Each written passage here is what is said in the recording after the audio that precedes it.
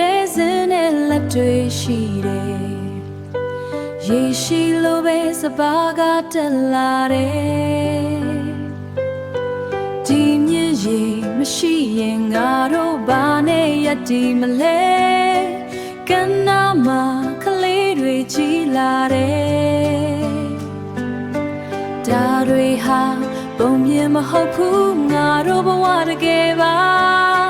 သိရင်တော့ဒီနေ့ပဲစကားကွယ်လိုက်ပါ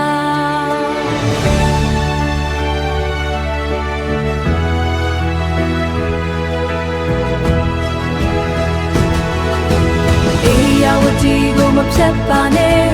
ဒါဟာငါတို့တပါဒီမြင်မရှိရင်ငါတို့လည်းမရှိတော့ဘူး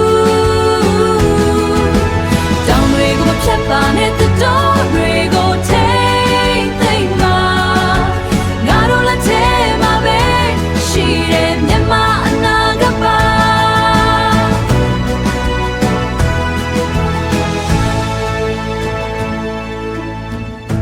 မိုးကြရင်မြည်ရည်ပြေလာတဲ့လေယာတွေသက်ရှင်လာတဲ့